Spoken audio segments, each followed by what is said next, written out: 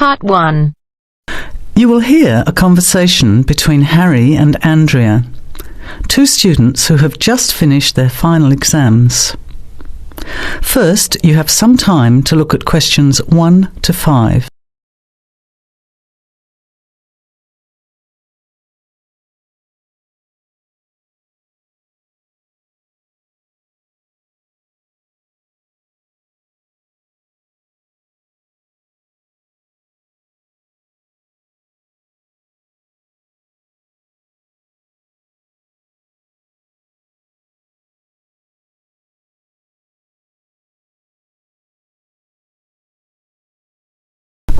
Listen carefully to the conversation and answer questions 1 to 5. Hi Andrea, how are you feeling now that exams are over? It's fantastic to have finished, isn't it? And to sleep in every morning. What about you? Well, I've been catching up on sleep too, but I've got a lot to do before I leave for England. Perhaps you could give me some advice. I've got a lot of things I can't possibly take back with me, but I don't know what to do with them. Well, it depends on what sort of things they are and whether you're thinking of giving them away or selling them. Well, almost everything. Furniture, the fridge and other kitchen stuff that I bought from the previous tenant. But the new people have already got what they need, so they're not interested in buying stuff from me. I can't afford to give it away, but I'm not sure how to sell it all. Oh, and there are some clothes and books as well. Why can't you take them? The books are really heavy. It's so expensive if you exceed the airline baggage allowance. And the clothes just won't all fit in my suitcase. It's amazing how much stuff I've accumulated since I've been here. Anyway, I don't think I'll need as many summer clothes in England as I have here in Australia. I see. Well, there are several alternatives. First of all, you could put up notices around the university about the books. You know, on the notice boards in the Student Union building and in the economics department. Anywhere second and third year students will see them. People are always keen to buy cheap textbooks. Okay, what should I say on the notices? Just put the titles, authors, and price you want, your name of course, and maybe put your phone number on those little tear-off tags. That's a good idea. And what about the furniture? You could try doing the same thing, but usually students are away all summer, so they don't want to buy furniture now. Another place to try might be a second-hand shop. Someone from the shop will usually come around and give you a free quote, and then you can decide. But you don't usually get much money for that sort of stuff. Before you hear the rest of the conversation, you have some time to look at questions 6 to 10.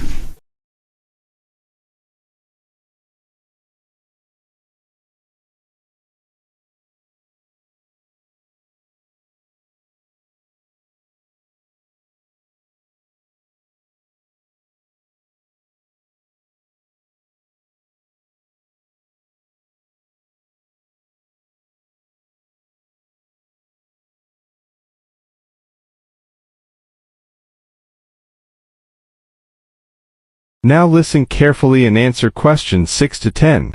Another alternative is to put an advertisement in the Trading Post. Do you know that paper? It comes out every week advertising things people want to sell.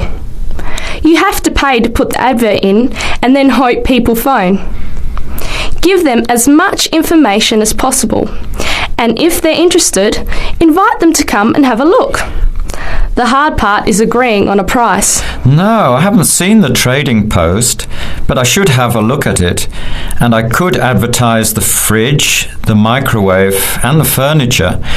But the kitchen stuff isn't really that good. You know, old cutlery, a few pots and pans and some plates and things. What shall I do with them? Well, another option is to donate the kitchen things to a charity shop. You know, like the Salvation Army or St. Vincent de Paul. Why don't you get a second-hand shop to give you a quote first? Yes, I could do that. Find out how much they'll give me and then decide whether to sell them or give them away. But I've still got the clothes. A charity shop will take them too, as long as they're in good condition. And even though you don't get any money, at least you know that someone who really deserves some help has benefited. That's a good point. I'll advertise the expensive stuff, the furniture, and donate the clothes and kitchen stuff. Let's go and buy a trading post and you can help me write the advert. Well, actually, I'm interested in buying the fridge and the microwave, depending on the price, of course. Okay, let's see how good you are at bargaining. That is the end of part 1. You now have half a minute to check your answers.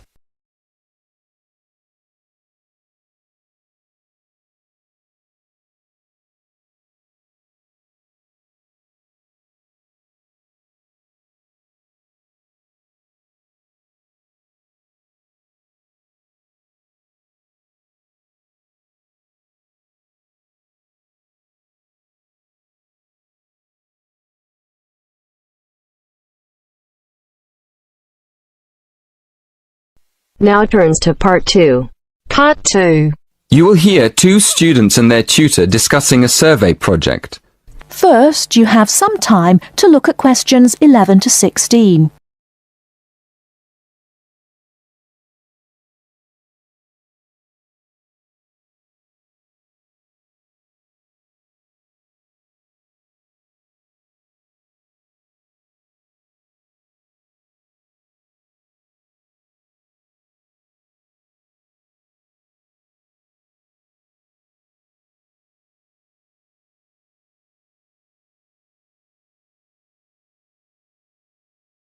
Now, listen carefully and answer questions 11 to 16. So, what's the survey about, Tom? It's about where students want to live and how they choose. Basically, their accommodation preferences. We've actually tried it out with a few students already. Okay, that sounds fine. So, to start with, how many questions have you got? 20? Is that too many? Yes, it is, really. People get fed up answering lots of questions and they stop thinking about their answers.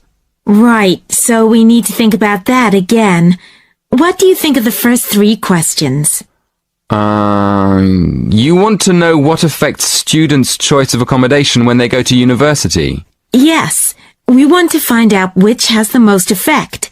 The cost, the number of rooms in the house or flat, or the distance from campus. And then we asked another question. Oh, yes? What else did you want to find out? Well, we wondered whether public transport was important. You know, not many students have cars, so it might be quite important for them to be near somewhere where they could catch a bus or train. Yeah, that's a good question. Before you ask any more people, I've got a couple of suggestions for improving the questionnaire. First of all, I think you need to ask fewer questions. As I said, 20 is really too many. I'd cut it down to 10 if I were you. Okay, 10 questions only. And is there anything else you think we should do? Well, yes. Some of the questions are actually quite complicated. I think you should make them clearer. I think they should be easier to understand. And what do you think about asking more questions about cost? No, I don't think you need any more about cost. But you could ask a couple more questions about the reasons for students' decisions. So we should ask some more questions with why? Yes, I think you'd get quite a lot more information if you did that. Thank you. Before you hear the rest of the talk, you have some time to look at questions 17 to 20.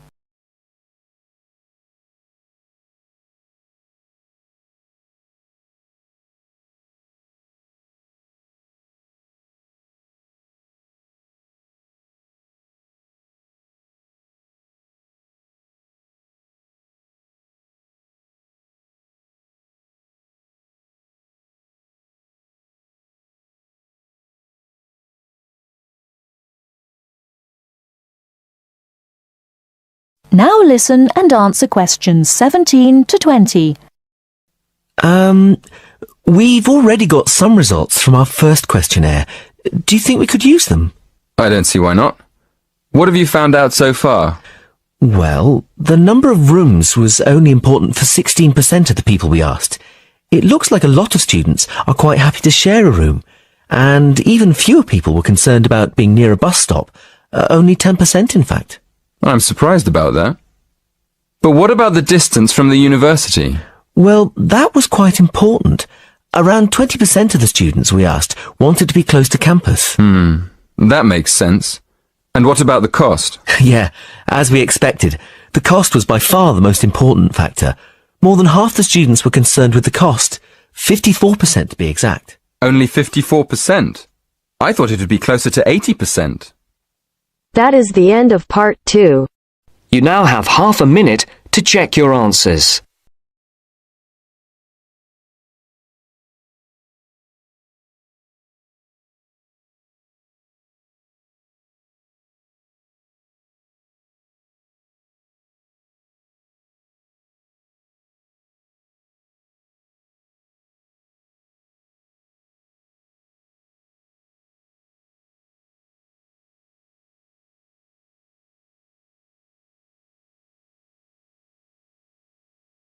Now turns to part 3. Part 3.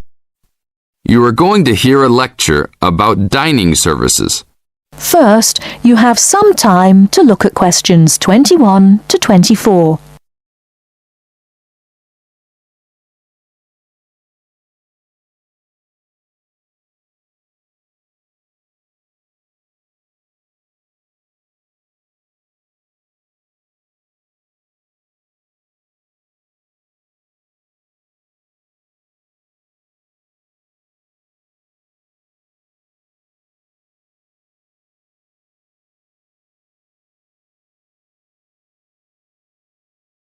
Now, listen carefully and answer questions 21 to 24.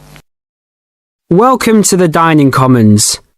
This is the newest facility on campus, and I'm proud to say, also one of the best. I know that all university students miss eating home-cooked food.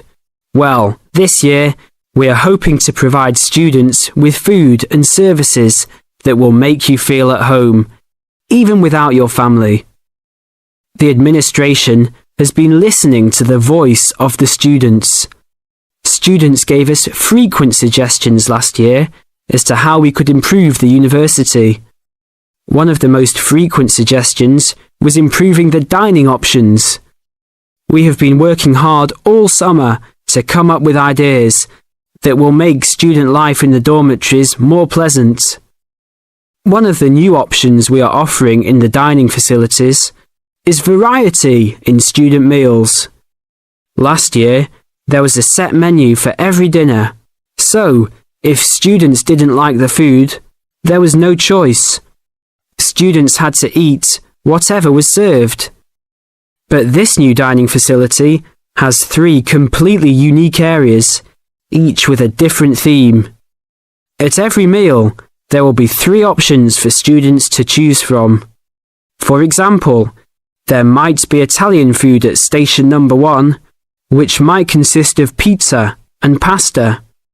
At station number 2, there would be American food, consisting of hamburgers and hot dogs. At station number 3, there could be vegetarian soups and salads, accommodating all the vegetarians. We hope that with the greater selection of food, all students will find something to their liking. Before you hear the rest of the talk, you have some time to look at questions 25 to 30.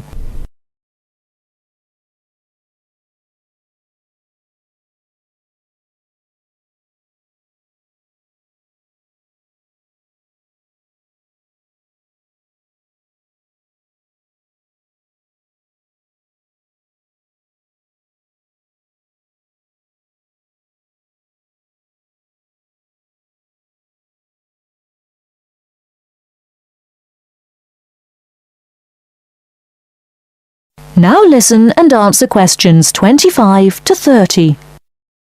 Not only will students have more options, the food will also be better. Each section of the facility will have a head chef. These are real chefs that have been trained in culinary school and have been hired specifically by the school to work in the dining facilities. All of the chefs have a speciality. The school is hoping that these chefs will prepare better tasting and more nutritious food. Every student will be able to make suggestions and also give their input as to which menus taste better. Last year, many students complained that the dining facilities didn't have very convenient hours. This year, we hope to change that. We will open for breakfast at 6 a.m. to accommodate all the early risers. In the evenings, we will open until midnight for all the students that like to go for a late night snack. The afternoons will still remain closed, but we will have a student store open that will provide all students with drinks and fruit. The student store will be open every day from 2 p.m. to 5 p.m. Every student that has paid full tuition and dormitory fees has already paid for their dining facility fees. Students can eat at any time and in any amount for free. If you are a student that does not live in a dormitory, you can still purchase a dining facility card. This card will entitle you to the full services of the dining facility. This card is available only for students and is not open to the general public. If you are not a student and wish to dine here, you must purchase meals at the door. There are a few rules to follow. Even though we do not limit the amount of food that can be taken, we do not want students to waste food. Please do not take more than you can eat. Also, every student must clean his or her own trays and plates. We will provide plates and trays for student use, but please do not abuse these items. Please do not leave your plates on the tables. Your parents are not here to clean up after you anymore, so I hope all students will be responsible. Thank you for your attention and enjoy the upcoming year. That is the end of part 3. You now have half a minute to check your answers.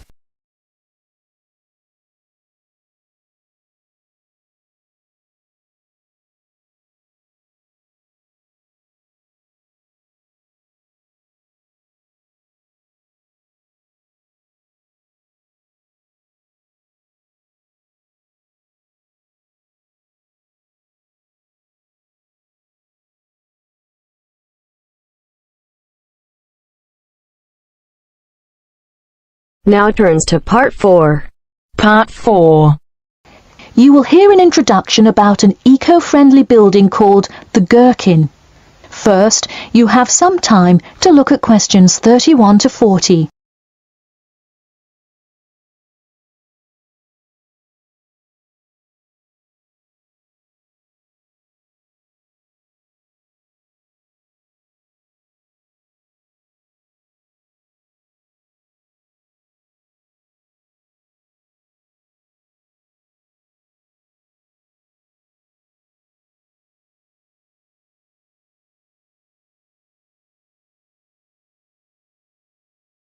Now, listen carefully and answer questions 31 to 40. Today, I'd like to tell you about how UK architects are playing their part to address the issue of global warming. You have seen many of these iconic buildings while going about your everyday life, but you may not know how they are affecting your tomorrow. In 2003, construction was completed on the famous Swiss rebuilding, or more informally called the Gherkin, a true masterpiece commissioned by the law offices of Foster & Partners. This is not the first ambitious endeavour of the firm. They are renowned for their various philanthropic environmental efforts.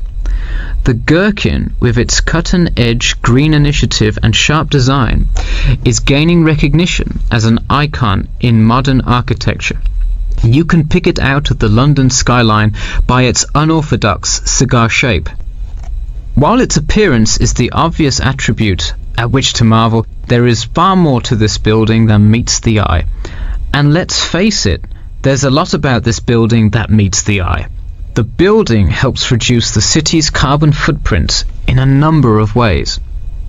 Just a quick note, in case you're not familiar with the term carbon footprint, get used to it. It's a buzzword you'll hear relentlessly to talk about reducing emissions. Think of it as the amount of harmful greenhouse gases that are given off into the environment by a single person, organization, or product.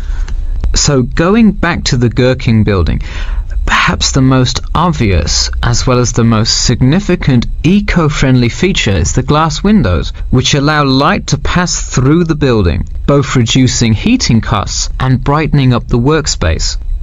The ingenuity behind the various eco-friendly aspects of the Gherkin has seen its fair share of publicity, both from serious and silly sources. In a recent April Fool's Day edition, One e-publication printed a story detailing plans to replace 50% of the current exterior with grass, which would not only make large steps in the name of sustainability, but also give the building the green hue that would truly earn it the nickname of the Gherkin.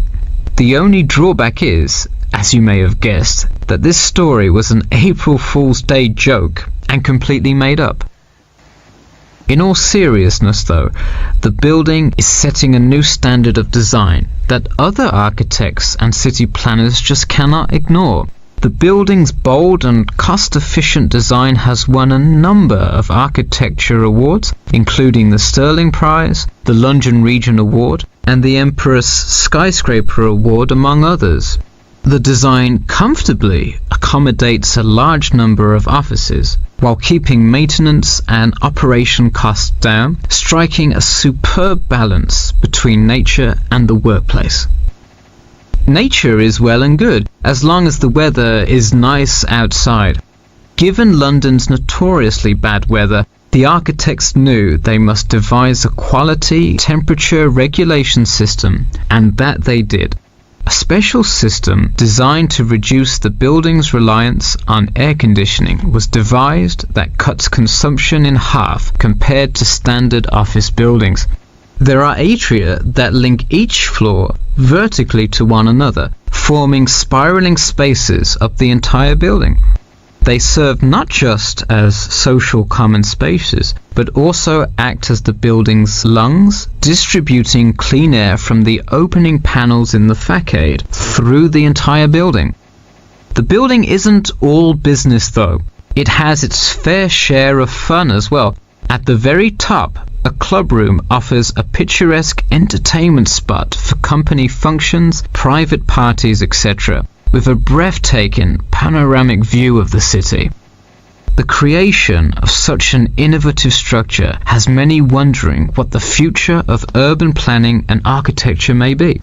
Well, if the other projects currently commissioned by Foster and Partners are any indication, the entire city constructed with similarly eco-friendly buildings is not far in the distance. The Masdar City development aims to create a desert city that produces zero waste and removes as much carbon dioxide from the atmosphere as it puts in, a huge feat in protecting our Earth. The Gherkin is a truly impressive feat, yet it is not the only one worth noting. Now to move on to another green initiative, I'll tell you about the Eden Foundation building found in Cornwall. That is the end of part 4. You now have half a minute to check your answers.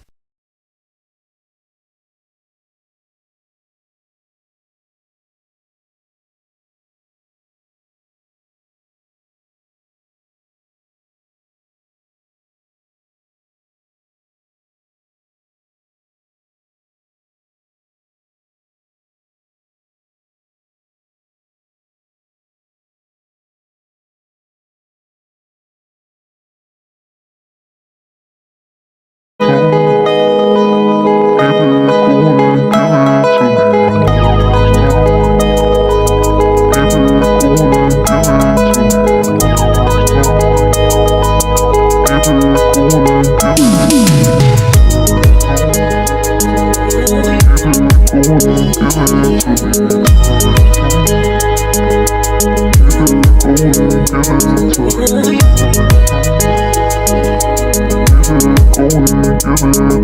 to me.